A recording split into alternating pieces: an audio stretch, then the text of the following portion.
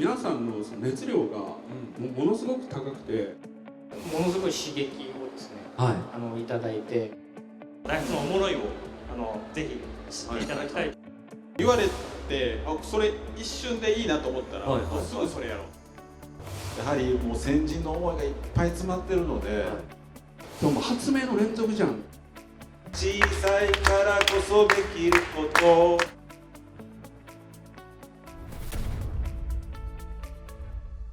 皆さんこんにちは。トヨタイムズ富川裕太と申します。本日はジャパンモビリティショー自称トヨタグループ館にお越しいただきましてありがとうございます。トヨタグループ館の中にダイハツがあるということで、私トヨタイムズ富川が進行を務めさせていただきます。どうぞよろしくお願いいたします。さあ、まずはこれをお聞きしたい。ダイハツの新しいブランド広告 CM をご覧になったという方いらっしゃいますか？結構いらっしゃいますね。6割ぐらいかな。4割ぐらいの方まだ見てらっしゃらないということなので、まずはこちらの CM からご覧ください。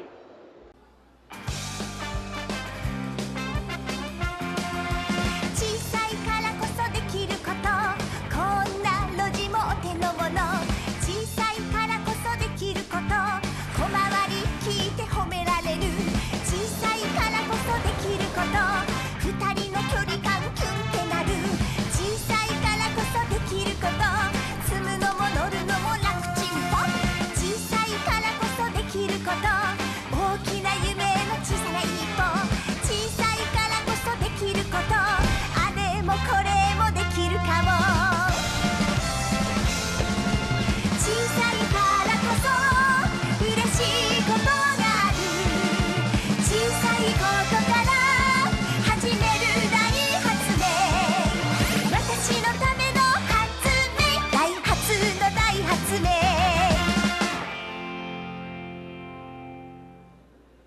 っていうのがね、新しいブランド広告なんですけれども、すみません、拍手までしていただいてありがとうございます。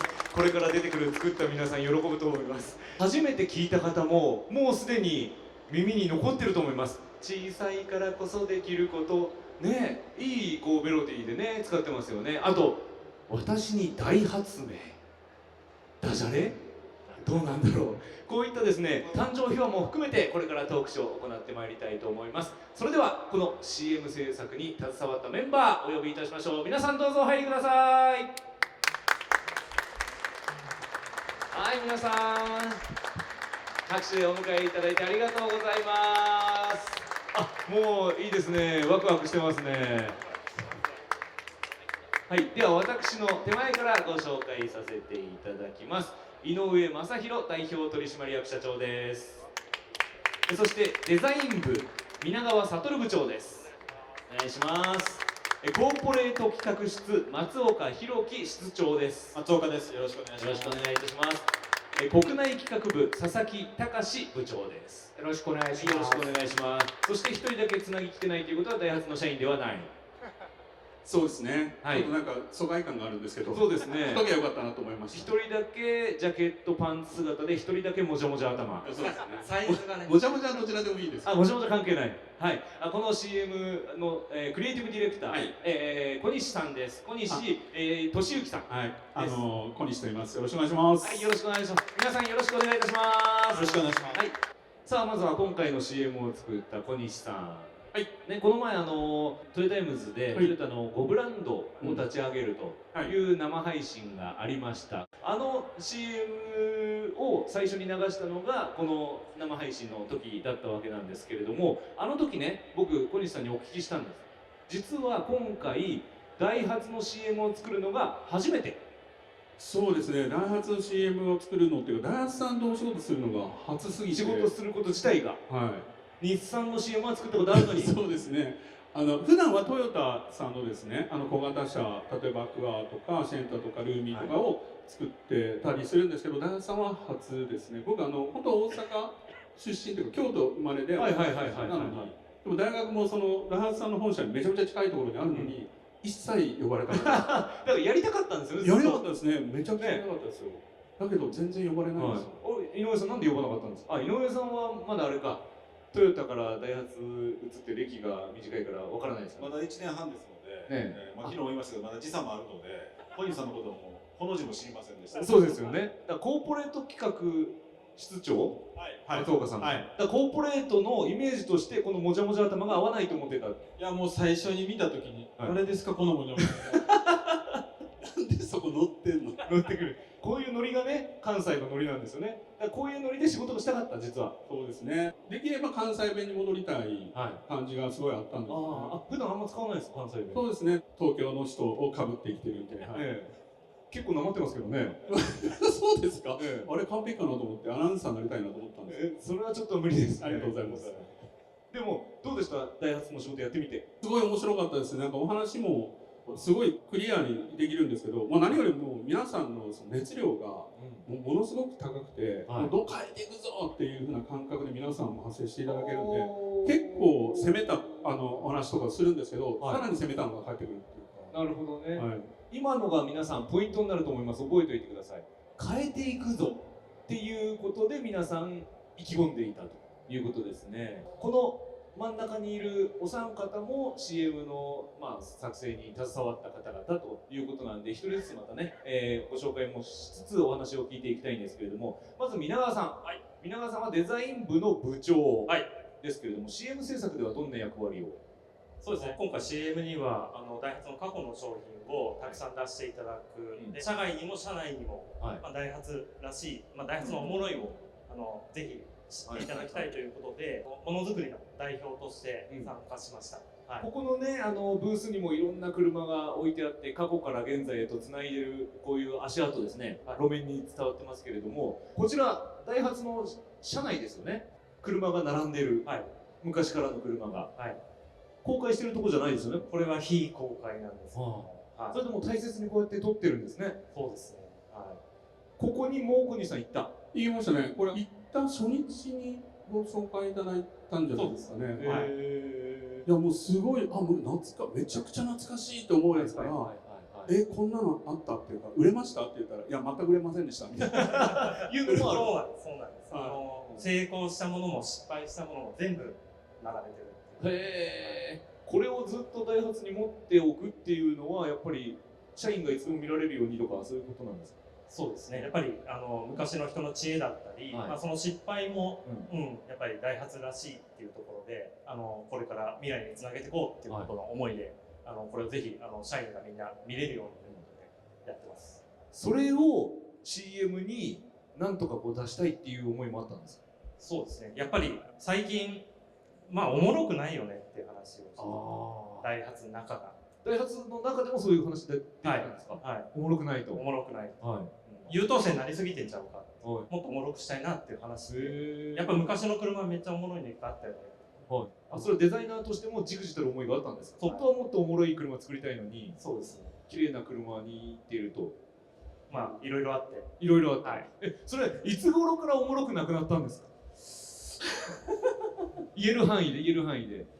OB とか来てないですよね。大丈夫じゃないですか。何年ぐらい前とか、なんかきっかけがあったとか。いろいろたくさんね、トヨタさんの車もやらせてもらって、いろいろ勉強しつつ、でもなんかいいことできるようになったんだけど、自分たちでなんか足りないなっていう思いをずっとなんかこうじわじわじわじわ持って。トヨタが 100% の資本になってから綺麗になってきたって。いや。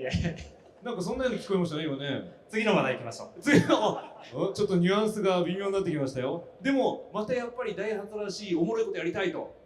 もうとにかく今回僕がここにいるのはそのためだなと思って。そういうことなんですね。それで CM も車のデザインももうおもろくしたいっていう気持ちにあふれていた。もう作ってる側の思いを一緒に受けて。なるほどね。なんとかしたろうっていう。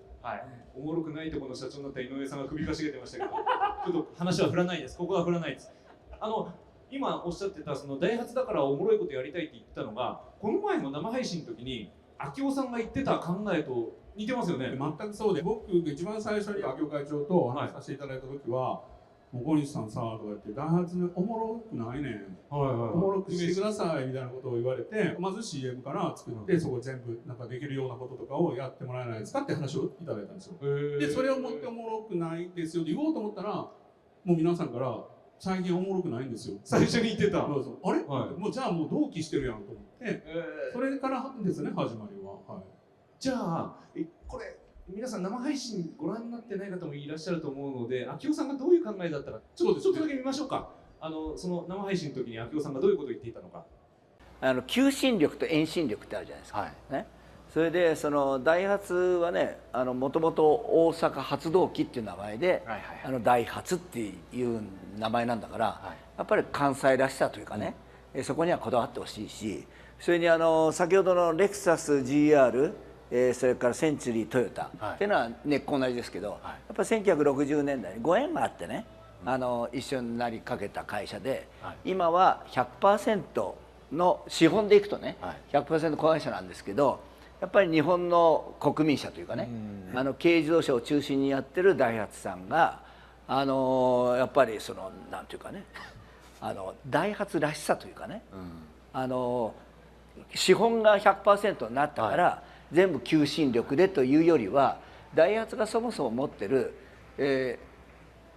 トヨタには近づかないっていうようなね、我々はそもそも持ってた。行くんだというね、その遠心力をね、ちょっと応援してあげたいわけですよ。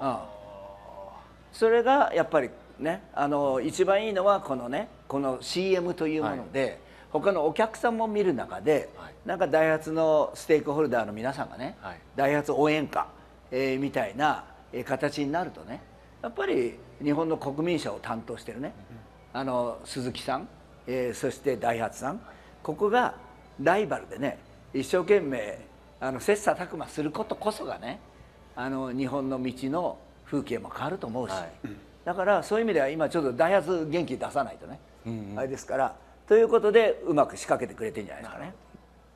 つまりは皆さんおもろいことまでやりたいなって思ってるのが遠心力であり、それをなかなか出せなかったっていうところを今回の CM でももっと遠心力かけろよっていうことで小西さんは CM を作ってくれっていうことですね。そうですね。秋岡会長の中でおっしゃってますけど、ダイハツらしさって何っていうのをもっとちゃんとなんか誇り持ってるんだから、それをもっとバンバン出していった方が良いんじゃないのっていうのが会長の話で、らしさっていうのがどこにあるかっていうと、やっぱりさっき皆川さんもおっしゃったんですけど、昔の車にあるここらしさっていうのを一回みんなでこう飲み込んで、世の中の人たちにも分かっていただいたり、社員の皆さんたちにも分かっていただきたいっていうのが今回の CM の趣旨です。なるほど。ただそうは言ってもダイハツの CM を作るわけですから、ダイハツの社長にはやっぱり了解取らないといけないですよね。そうですね。これ言ってええんかな。言っちゃいましょうよ。トヨタ秋夫さんの言葉としてプロパーって言ってずっと長い間ダイハツさんでいらっしゃるような社員のこういう皆さんとだけやれと。トヨタから言ったその上の皆さんは入れるなって言われた。でもまあ入れるなっておっしゃってますから。社長を入れるなと。はい。ええんかなこれ。社長、CM 制作にはだから携わってないってことですね。そうなんですよ。もう全然携わってないんですよ。何も言えなかった。何も言えなかったっていうのもね、1回だけ秋夫会長から LINE が来まして、CM 宣伝、俺がやるから見とけと、打ち出しするな的な LINE が来た。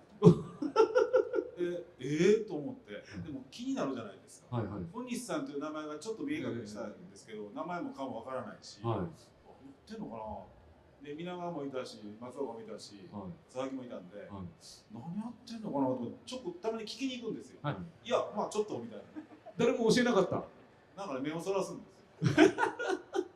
そんなことがあったんですか。そういうもう3、4回。本当だ。井上さんいないですね、このメンバーに。星香さんもいますけど、副社長の。なんかおかしかったんです、この半年。そしたらいつの間にかこう CM が出来上がって、でも結果的にね、CM を見たときに、どういう感覚でした？やっぱりこう言いたかったなってなったのか、参加したかったなって思ったのか、つべこべ言わなくてよかったなって思ったのか。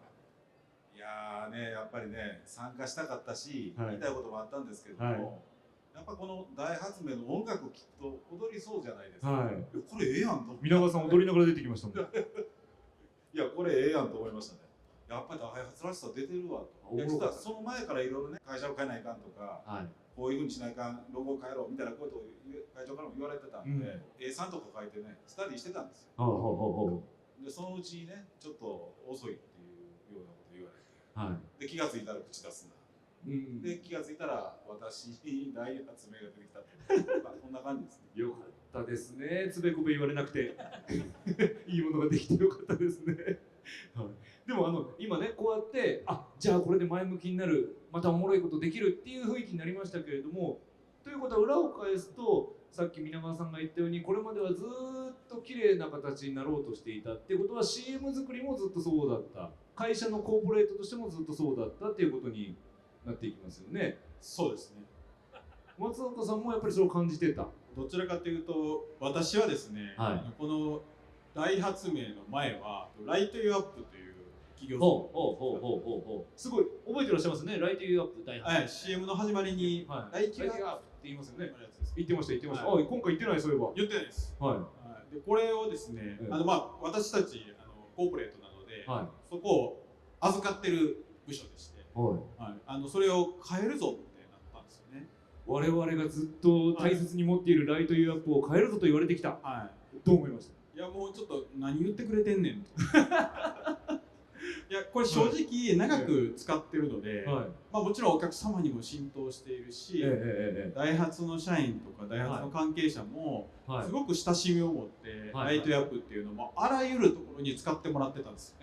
どこの資料を見てもライトユーアップって文字入ってたりしてので、こんだけ浸透したもんを変えるってほんまかと何言ってくれてんねんって思ってました。でも昨日ね、急遽明夫さんがここを歩いてる時に井上さんと2人でちょっとトークショーめいた感じになった時でね、こういう場面が昨日実はあったんですけれども、そこでね何を言ったのか僕ちょっともらったんで読んでみたら、僕のこのおじさんにって方叩きながら、このおじさんにコマーシャル変えたらライトユーアップって似合わないよと言った。そこからおよそ2年かかった。挙句の果てに6ヶ月前に無理やり変えるぞと押し込んで手伝ってくれたのがこの人たちって多分いる人たちですね。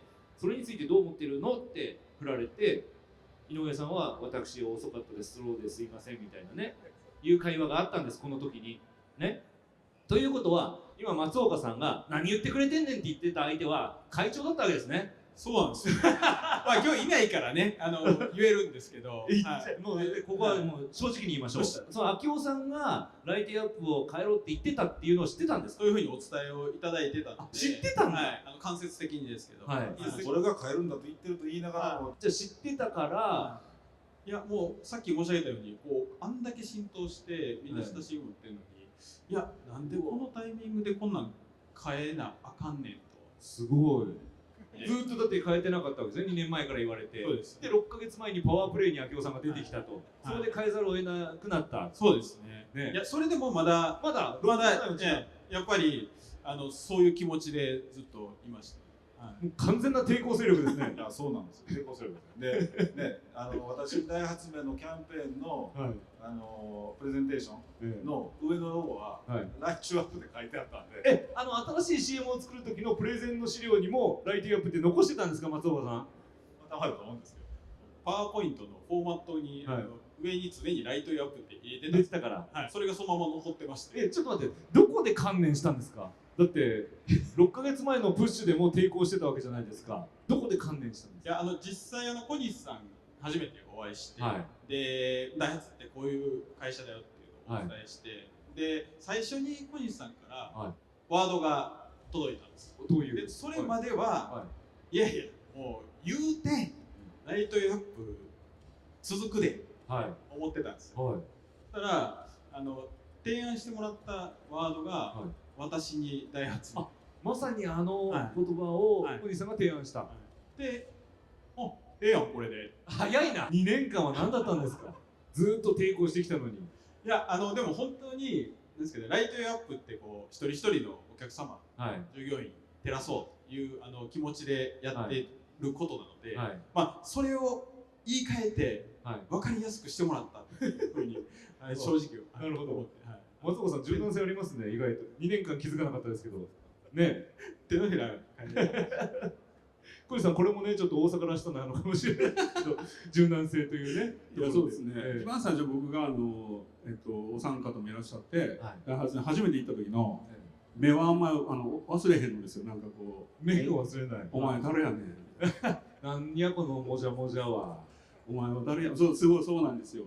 だからその時に、はいそれこそ本間松岡さんがダイハツはね、うん車が主役っていう話だけど、はい暮らしがね本当は主役なんです、それを分かってください、だからライトユーアップなんですよっていうふうなお話をいただいて、でもライトユーアップっていうふうな言葉だともしかしたら分からないような方もいらっしゃるかもしれないから、もっと日本語ですごく分かりやすくてダイハツらしいっていうのは何かっていうのを考え続けていったのがこの名前なんですよ。私にダイハツね、はいこれはやっぱりダジャレ？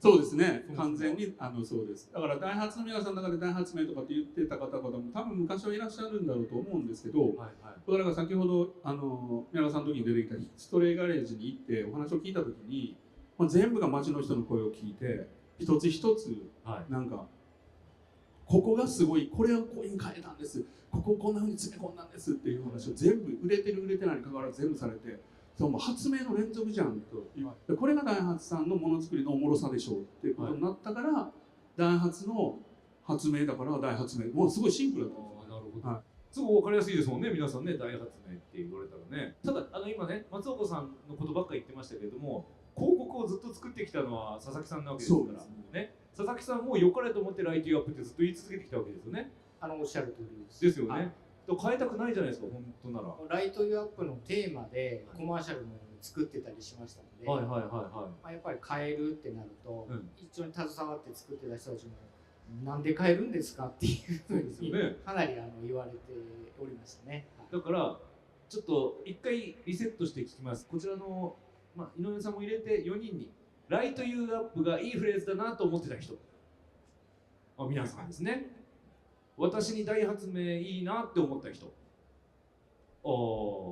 手の数が1本多かったってことは私にダイハツ名の方がなんだいいじゃんって思った人、やっぱり結局はそうだったんだ。ありがたいですね。ねえ、納得したからじゃあこれでいこうっていう風になった。でもその CM のね、ずっとその松岡さんがね、綺麗なのが続いてたと、皆川さんも車でずっと綺麗なのを作らざるを得なかった、おもろいのが作れなかったっていう話じゃないですか。 CM もだってその企業イメージですから同じだったんじゃないですか。そうですね。最近はずっとこう綺麗にまとめていくコマーシャルを、やってました。綺麗にまとめていく、はい置きに行くってやつですね。CM を置きに行ってたんですよ。ね。言い方すいません。言い方悪い。佐々木さんそれいいの？置いてはいないんですけど、置いてはいない結果置かれてるように見える。なるほど。だから綺麗な CM ばかりだったと。それはでも良かれと思ってやってたんですか？それとももっと変えたいなと思ってたんですか？昔はですね、はいこの車が面白かった時は、はいその面白ポイントをより誇張した面白いコマーシャルを作ってた過去もありましたね。そうなんですか？はい例えばウェイクっていう屋根が高い車がありましたね。それ空間が屋根が高いことを誇張したいから屋根切っちゃったみたいな。それが綺麗な CM を作るようになって今もうすぐ突っ込みたくなったんですけど、さっき出した画面これも CM ですよねきっと。車どこにあるんですか？これ車の CM でしょ？広告、車の広告、ダイハツって書いてある。小さいのにいい車ではいけない、小さいからいい車でなければ。でも小さいからいい車っていうのはね、今と同じフレーズでいい言葉ですけれど、車の広告とは思えないですね。これいつ頃のやつ？90って書いてあるから97年とかですね。20年弱前、これだから一番最初に僕が行った時に、はい松岡さんが「これがダイハツなんです」って言って見せてこれがダイハツなんですか？どういう意味でこれがダイハツなんですか？狭い道も通れるね。そうですね。はいはいはいはい。ここでやっぱり書いているのは、うんダイハツってさっきちらっとありましたけど、はい車が主役というよりは、やっぱりお客様の暮らし、うん人々の暮らしが主役なので、はいどちらかというと車がメインというよりは、お客さんの暮らしがメインになるようになるほどね表現したと聞いてます。はいでそれを表現してたのが佐々木さん。うちのチームということはいで。はい。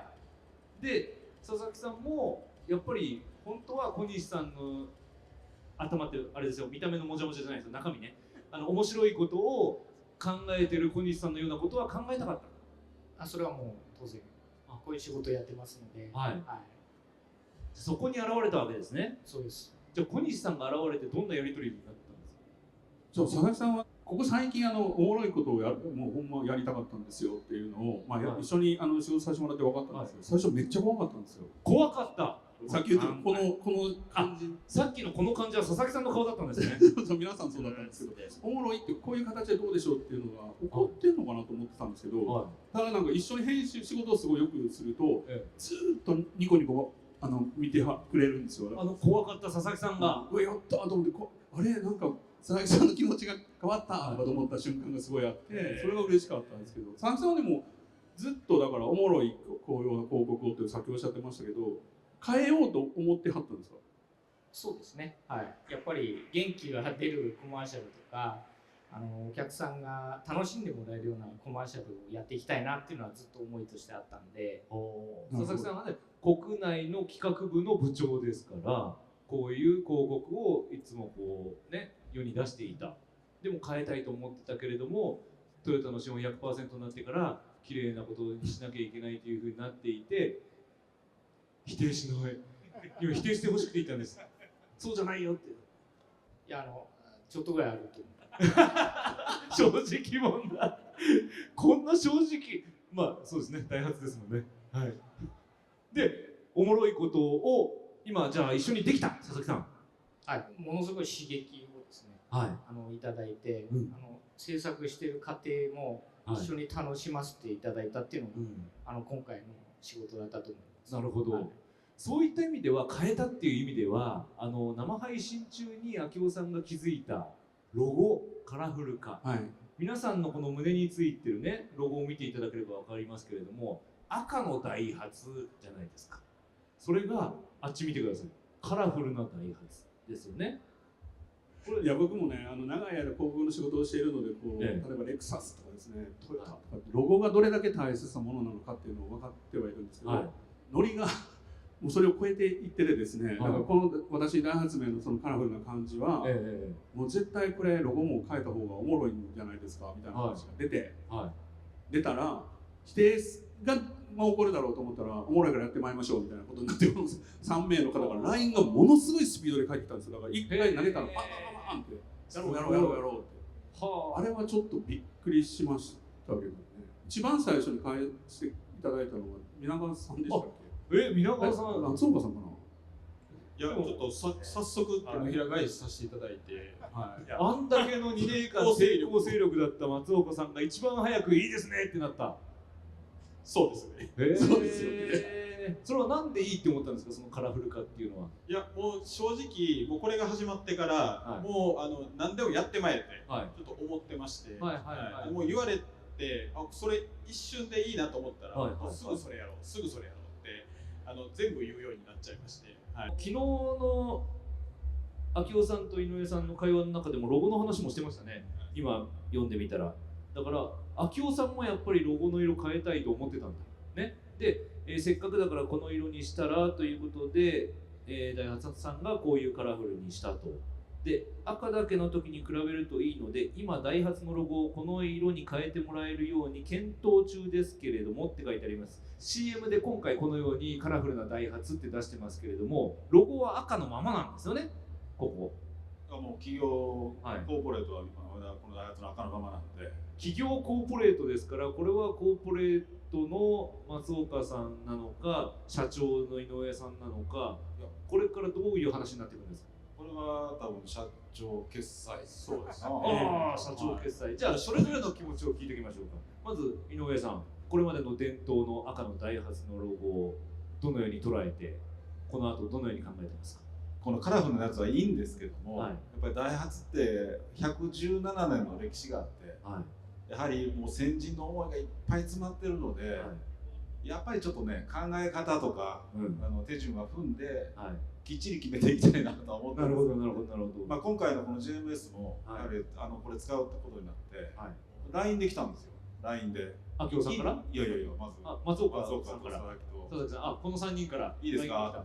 いいんじゃないってこう書いたら、やっぱりちょっと事の重大さを後で気がついて、これが全面的に出たらちょっとまずいんじゃないかという思いが。これはあれですね。きっとトヨタにもともといらっしゃってダイハツの社長になったからこそ、ダイハツのことをリスペクトしてダイハツの歴史もちゃんと踏まえているからこそ、そういう感覚になるわけですよね。そうなんです。まだ1年半、まあ2年弱ですので、やっぱりもうダイハツで働けば働くほど、もう先人たちの知恵とか、なんかね、思いとか、さっきのヒストリーガレージもそうですけど、あの200台を見ると、なかなか重いな、もうこれ西日本、関西ではこれダイハツやんと思うぐらいね、まあ昔からね、パナソニックとかクボタとかダイキンとか有名企業ありますけど、やっぱり工業製品ってダイハツやなと思うんですよね。だからその重さをね、軽んじちゃいけないというこの1年半だったんですけど。なるほどね。だからそういうその先人たちの技術が詰まったっていう意味では、そのこのね、浩二さんもずっと、佐藤浩二社長もずっと話してましたけども、K のオープン5ペン、これが FR になって、下に鏡が置いてあるので下から覗くことができますけれども、この小さい中にどうやって詰め込むんだろうって思ってる。それも先人たちがずっと積み上げてきたものがあるからこそ、こういう車が誕生している。そういう思いを考えると、なかなかこのロゴ一つ企業のイメージだから変えられないという気持ちはね、分かりますよね。それでもずっとプロパーのこのお三方は全く逆。皆川さん、まあほんまかなっていうのがまあ第一印象ですけど、まあ僕今ここ座ってて、ここにあれが出てる。ずーっとカラフルなの回ってますね。やってよかったなって思います、今回は。でも皆川さんはね、デザインですから、デザイナーでもありますから、なんかおしゃれなの分かるじゃないですか。ずーっとそのコーポレートを守ってきたね、松岡さん。完全に反対勢力として扱われてますけど、大丈夫？抵抗勢力1です。抵抗勢力1としては、でもこれはいい。多分この話をやる前だったら、いやいやありえへんと。ライトユーアップ万歳の時は、言うと思ってましたよ。やっぱりこの私大発明、これ会社元気出るなと、お客さんに元気届けれるなって思うと、全然こっちの方がええんちゃう。これからのダイハツのその企業としてのイメージはこのカラフルのがいいって思いました。なのでどっちでも使えるようにしたらええんちゃうかっていう。どっちでも使えるようにね。どっちでもいい。ちょっと置きに行きましたね今ね。最後はね。冠婚葬祭もあるんで。なるほどね。冠婚葬祭赤っていうのもちょっと問題ですね。そうですね。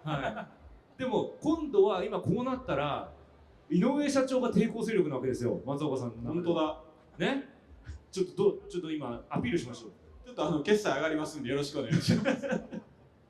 ロゴね。いやでも富川さんね、そのまあロゴの話もあるんですけど、やっぱりさっきね富川さんが出てくれたこのコペン、これもね、まあ今ねFF のコペンがね、生産販売してるんですけど、まあ今 FR で出そうというチャレンジをしてるんですけど、これもねなかなかね。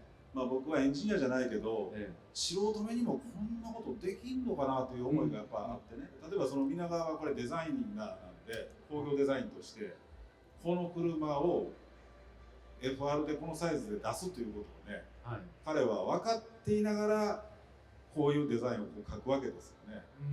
これなかなか決断できないけど、やっぱりこういうところをねダイハツって飲み込んでやってみようぜっていうね、おもろい案件でね前へ進んじゃうところ、これってやっぱり確約っていうか、そのなんていうかな、先の見通しがあんまりない中で踏み出してるよね。どうどうですか宮川さん。まあやっぱり決めたことしかやらないっていうのとやっぱり、変われないなっていう、決済いただく前でもやりたいっていう思いを前面に出していくことっていうのが、まあ今我々の会社にはとっても大事なことかなと思います。なるほどね。あえて言いますけど認証不正などがあって、で私も取材に行かせていただきましたけれども、皆さんやっぱり前向きに頑張ろうとしている。それだけじゃなくてやっぱり昔持っていたおもろいっていうのも含めて前向きにいこうっていうイメージですよね。やっぱり自分たちはどうしたいっていうのを、まあやっぱり過去にもあるし、まあそれを未来につなげたいっていう、まあそういう強いも、今みんな社員メンバー持ってるかなと思って。なるほど。だからこそ佐々木さんの顔はもう怖くないんですね。大丈夫ですか佐々木さん。全然大丈夫です。すごいそこから笑顔でね見つめていただけるんで。富川さん、僕もこれ1年半いるんですけど、ついこの間までね、小西さん言われるみたいに僕のところに来てくれると皆川もね笑顔がなかったし松岡もないし、はいはい、佐々木もないし、もうみんなないんですよね。はい、何かこうどっかから来た異星人みたいな顔でしか見てくれなかったないし、はい、でだからしょうがないからこっちからねニタッと笑っていくんですけど、はい、やっぱりなかなか表情崩れないし、ね、逆に引いちゃうし、はい、だそれがねちょっと変わり始めたのこの大発明のねこれ変わるここ半年 4,5 ヶ月ぐらいかな。でこれやろうあれもやってみようそんなこと無理ちゃうのというのがあるんですけど、でも やろうおもろいっていうのがねあって、それがヒストリーガレージで、まあ、富川さんも見てもらったし、ね、小石さんも見てもらったけど200台並べると、はい、成功したモデルって片手ぐらいせいぜい両手ぐらいで、エンジニアが話すのはあれ失敗これ失敗これやったけどダメだったこれ全然売れへんかったこれあかんやろみたいな車がいっぱいあってね。でもそれがあるからこそこれに担当につながった、それがあるからこそコペができたっていう話をねみんなするんですよ。だからそういう以前のことがあるからこその大発明ですね、小西さん。ね、本当にヒストリーガレージ一つ一つ今までのダイハツさんのその歴史は本当におもろいのがいっぱいあるんですよ。めちゃくちゃなこけ方してもう全然売れてへんの台数がやばい。そんな台数を工業製品でって思うようなやつもあるわけですけど、ここにいっぱいあるわけですね。そうなんです。でもそれでもすごい危機としてこれはこういうことをやったんですってやって、それがなんか新しい時代を切り開いてきた、もう世の中を変えた発明品もここにももちろんミゼットとかありますけど、むちゃくちゃあるんですけど、その裏でものすごい数だけの発明があって、それってもう本当にダイハツさんしかできない発明じゃないですか。これがもっとこれからどんどん出ていくようなことにするためには、みんなですごいおもろいやっていこうぜっていうふうなことにならなきゃいけないから、それはまあ多分一番最初の秋夫さんが会長がこういうふうなことでやらないっていうふうなことで、まあ、始まったこのプロジェクトの、まあ、本当の真髄なんだろうというふうにして思うので、まさにここから先変わっていく姿を見せるフラッグシップのようなのがこの MiZX で、この後ろにあるんですね。皆川さんがデザインしたうちのチームでやらせてもらいました、ね、これからだから本当またおもろいことができるっていう感覚なんですよね。そうですね、あっちにあるオリジナルのミゼット、まあ、あの時の、まあ、発明精神を未来につなげたいということで、まあ、今回はもう思いついたことは全部入れようって感じで、普段は綺麗にするんですけど、今はおもろくする、おもろくするっていうもう一個のメッセージがあったので、もうメンバーにはもうとことんやと思います。私も取材したんですけど、本当いろんなおもろいが詰まってますんで、この後もね説明員の方いますからどんどん聞いていただければと思うんですけど、これから先おもろい車をどんどん作っていくダイハツのマスタードライバーにねまた秋夫さんがなったということで、トヨタのマスタードライバーとして最終的に秋夫さんがこれいいねって言わないと商品化されないということなんですけども、このダイハツのマスタードライバートヨタ秋夫っていうのは井上さんどういう存在として捉えてますか？いや、これちょっとね、お付き合いの仕方が難しいなと思いますね。まあ、昨日佐藤社長もね、マスタードライバーの就任、秋夫さん、大変ですよとおっしゃってましたけど、言ってましたね、ダイハツの皆さんに。まあ、よくね、皆さん、マスタードライバーは車壊すと壊すばっかり言うんですけど、実は壊すんじゃなくて、商品企画の入り口、こんなもん作れっていうところでまず関門くぐらなきゃいけないし、で今度出口のところ、よしこれでいいと。これがあるんですね。だからまず入り口のところをどうこうね、認めてもらうか。で結局その売れる車とか儲かる車じゃなくて、この車って本当に役に立つのか、その国の人が本当にこれ欲してる車なのかっていうのを前の南米でもだいぶ言われましたので、まあここに来てダイハツに来てマスタードライバーになられたので。これどうやってやっていこうかっていうのをね、本当に悩んでます。でもそうやってさっきのね、トヨタ秋夫 VS 抵抗勢力じゃないですけど、抵抗勢力ではなくて一緒にいい車を作り上げていく上で、本当にいい意味でこれから戦っていくっていうことになりますよね。これはやっぱ松岡さんに聞いておきましょうね。これからも戦っていく。一大抵抗勢力として、いい車を作っていくためにね。いや、そうですね。でも本当にもちろん秋夫さんにマスタードライバーになっていただいて。どこがおもろいねんって言われて、こういう顔で言われるわけですね。どこがおもろいんやって言ったらここがおもろいんですよ、おもろいでしょって言える車を考えて開発したら行きたい。いいですね、ですから皆さんこれからね、ダイハツが出してくる車、本当おもろいが詰まってると思いますんでね。まあそうか、あれも言っとかなきゃ。軽トラ対決。何ですか？軽トラ対決。バーサスといえばですね、星川さんの。これはもう言っていいやつでしたよね。はい。星川さん。うんって言ったけど、小西さん知らないわ。知らない人に聞いて、知らない人がうんって言ったから言いそうになっちゃう。大丈夫ですね。東京オートサロン、2026年の新年ですね。はい。はい。来年1月。はい。あ、そっかそっか。このイベントで星川さんと、はい、出たんだ。はい。ちょっと説明してください。どういう対決が待ってるのか。まあダイハツの一番の大事な商品、ハイゼットという軽トラがあります。はい。まあその軽トラでどんだけおもろいことができるかということで、会長から喧嘩を売られました。喧嘩を売られた。はい。でダイハツは受けて立つと。星川さん降参しろって言われてますけども、絶対降参しませんと。今うちのメンバーがもう必死で、もうやりたい人が手を挙げて、もう今頑張って必死でなんとか勝てるように頑張ってます。ベース車両をね、ベースにして面白い改造をして、どんな使い方、どんな意味があるかという体験をしてるんですけどね。それを新年の東京オートサロンでお披露目して、どっちが勝つかはお客さんが選ぶ。そういう感じですね。はい。ね。で、どっちがいいか選んだその軽トラが商品化につながるっていうことでいいですか？でもね、そこはね、ちょっとね、すみません、ちょっとね、マスタードライバーとの付き合い方をちょっと考えながら、でもマスタードライバーが楽しい車を絶対作ってくるはずですから。そうですね。ルーキーレーシングとしては。まあ最後はね、明夫さんいつもね、何でもやってもいいと。彼らにも言いますし、僕にも言いますし、何やってもいいから、最後は俺が責任取るんだと言ってね、おられるので。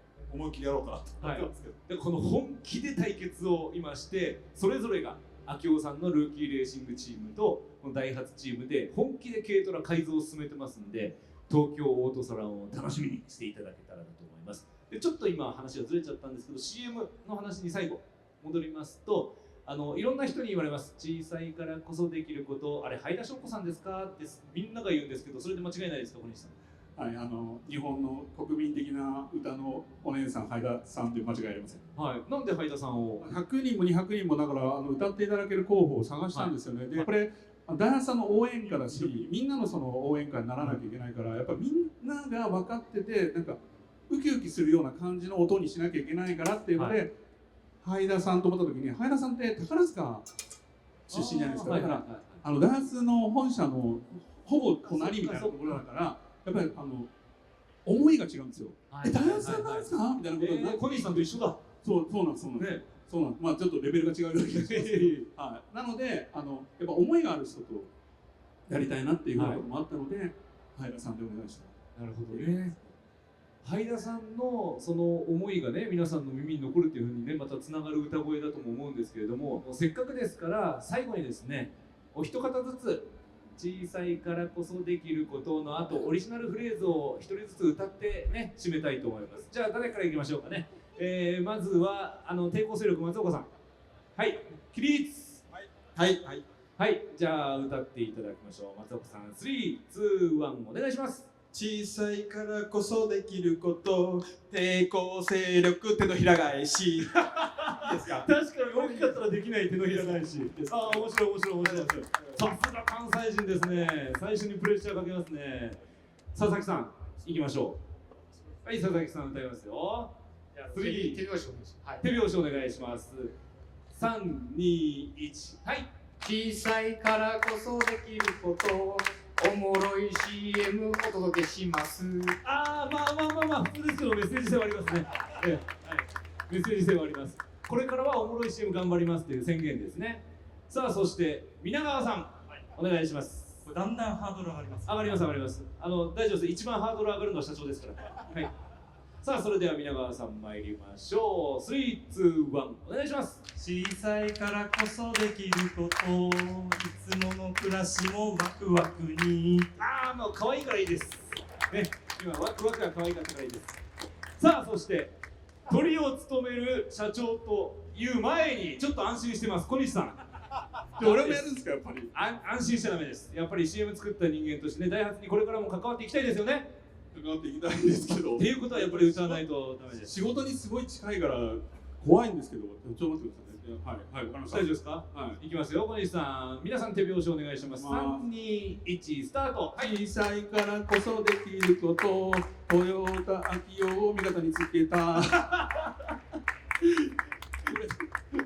味方に、なんかちょっとこれ大丈夫？ちょっと今いやらしかったですね、今ね。ね、ちょっといやらしかったですね。井上さんの前で。そうですね、すいません。ね、すいません。切らないでください。いや、面白かったです。面白かったです。さあ、では皆さんお別れの時間が近づいてまいりました。最後、大トリを務めますのは代表取締役社長井上正弘でございます。井上さんどうぞ。はい、正面もう真ん中に立っていきましょう。この井上さんの歌をもってこのトークショーはお開きとさせていただきます。もうそれでは言えません、すいません。それでは参りましょう。井上さん、3、2、1、はい。小さいからこそできること、ダイハツ車を世界で走らせたいです。いや、メッセージ伝わったんじゃないでしょうか。皆さん、じゃあ拍手の大きさ決めましょうか。皆さんの歌どうでしたでしょうか。ありがとうございます。これからのダイハツにね、皆さん期待していただけたらと思います。おもろいことやり続けます。どうもありがとうございました。来ました。すみません、ありがとうございました。